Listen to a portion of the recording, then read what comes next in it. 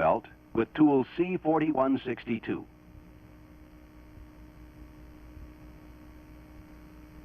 Incidentally, there are 3 types of V-belts on the market: raw edge, wrapped, and laminated. Under some conditions, a raw edge belt will slip on the pump pulley if the belt gets wet. If this should happen on a car you're diagnosing, replace the raw edge belt with a wrapped or laminated belt. Here's something new. Remember, on past models, the lower end of the steering shaft had to be centered in the coupling with the gauge hole 13/16 of an inch above the end of the coupling? Well, with the exception of the Plymouth Barracuda and the Dodge Challenger, this has been changed for 1974. The column is no longer adjustable. But look at the column mounting under the dash. The bracket is mounted on a plastic attaching plate. If the bracket should happen to move on the attaching plate, it may set up a preloading condition on the worm shaft and create a heavy torque condition during right turns and poor return from left turns. For reference, the edge of the plastic should be flush with the edge of the bracket nearest the driver. If it's not flush, pull the column up until it is and tighten the nuts. Okay, let's see if the control valve body is centered on the steering chuck. Start the engine.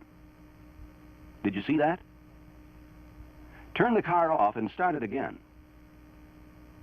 See, the wheel jumps to the right when you start the engine and turn it off again.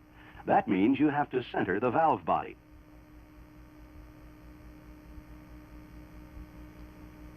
That's right. Loosen the hold-down screws.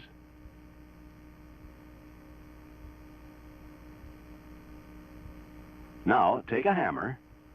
Hey, wait a minute. You're just going to do a little tapping, not beat it into a new shape. That's better. Now, remember, don't hammer on the valve body. Tap on the end of the plug or the valve body end screws.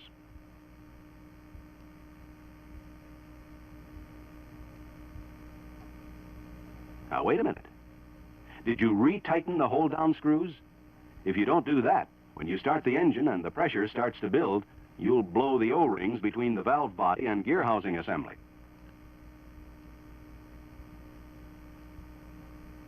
Now the valve is centered. Take it for a test drive.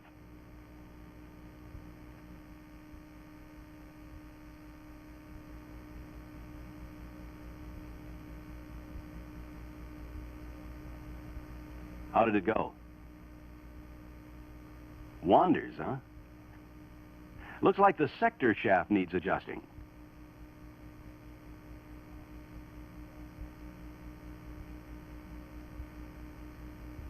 Did you disconnect the center link from the steering gear arm? Is the steering shaft centered?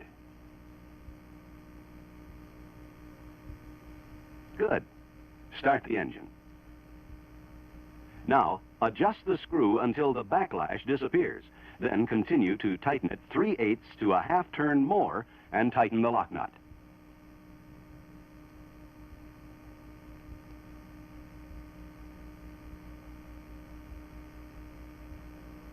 Incidentally, if the steering wheel isn't centered, you can center it by adjusting the tie rod ends.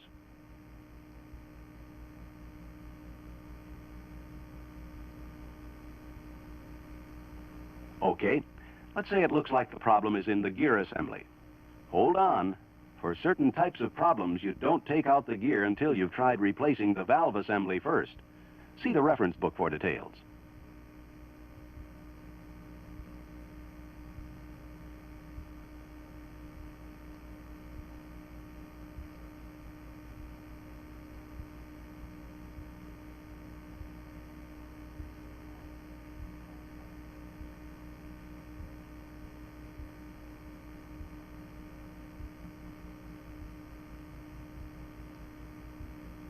If the new valve assembly doesn't do it, then remove the steering gear.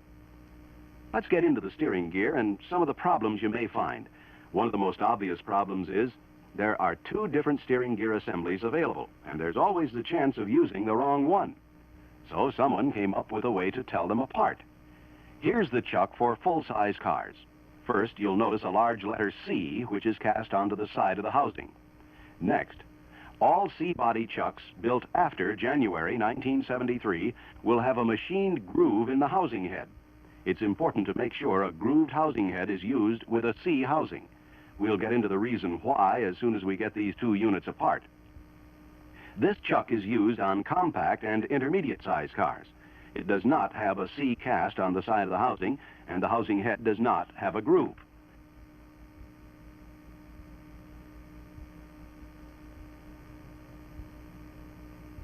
Okay, let's look at the cutaway model and identify some parts.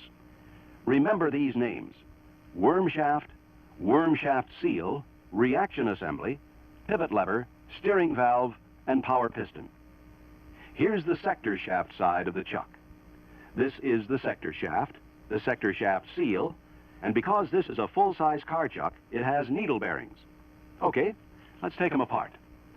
The whole works is like a puzzle, and the sector shaft is the key piece. You have to take it out before you can get the rest of it apart. Okay, this is a chuck for full-size cars, so you have to be careful when you take the sector shaft out. Otherwise, the needle bearings will fall out. Can we do this one over? Okay.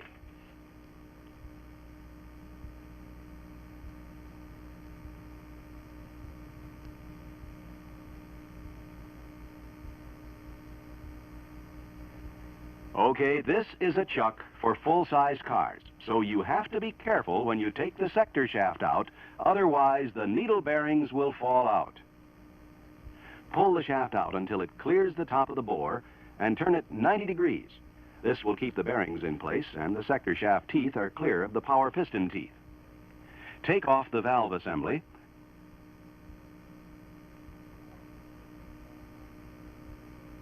Remove the housing nut and take out the pivot lever. Now the works are free to come out. Put a screwdriver in the piston teeth and give it a push.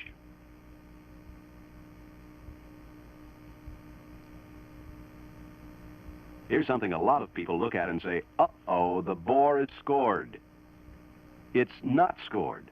These marks are made by the cutting tool during manufacturing. The Teflon piston ring expands and conforms to the bore and prevents leakage. While we're on the subject of piston rings, if the Teflon is in good shape, not cracked or cut, or if you haven't removed it from the piston, you really don't have to replace it. If, however, it's damaged, you'll have to replace it with the cast iron ring from the rebuilding kit. See the reference book for details. There are two major points to remember when you're rebuilding steering gear chucks. First, get the seals where they belong. As you can see, some of the seals are almost the same size. You have to be very careful when you're replacing them, or you'll get them mixed up, especially the sector shaft cover and the seals in the valve body area. Next, there's an internal difference between the chucks used for full-size cars and the smaller cars. The obvious difference is here in the reaction rings, seals, and O-rings. The reaction rings for the full-size cars have a smaller flange width than those used for the smaller cars. The flange width on reaction rings for C-body units is 61 thousandths of an inch. The housing head groove is 165 thousandths of an inch wide. The other type units have reaction rings which are 105 thousandths wide and a housing head groove which is 210 thousandths of an inch wide. If you get the two mixed up, you'll find yourself in deep trouble. You'll cut the seals and you won't really understand why. Okay, let's put it back together. A lot of people run into trouble here with the reaction springs. Now, the reaction spring goes over the reaction ring.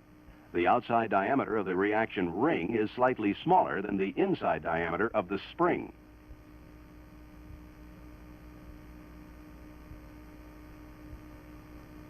Okay, wind the worm shaft into the piston and shove it into the housing without letting it unwind. It sounds like a three-handed operation, but it's not. It just takes a little practice. When you're reassembling a gear, make sure you use a tab washer, even though the unit you took apart didn't have one. It keeps the powertrain from turning and prevents a cocked valve lever. Put the lever in and make sure it's seated in the center race by tapping on it lightly. The most important thing is to make sure the slot is positioned so it runs in the same direction as the worm shaft. When you put the valve lever back in, make sure you get the spring in right. You'll have to work at it to get it in wrong, but it has happened. Well, it's just about all back together. A few points to remember. Keep it clean.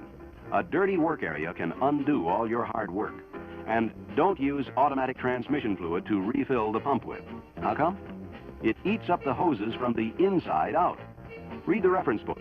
You'll get the whole story, plus some things we didn't have time for in this film.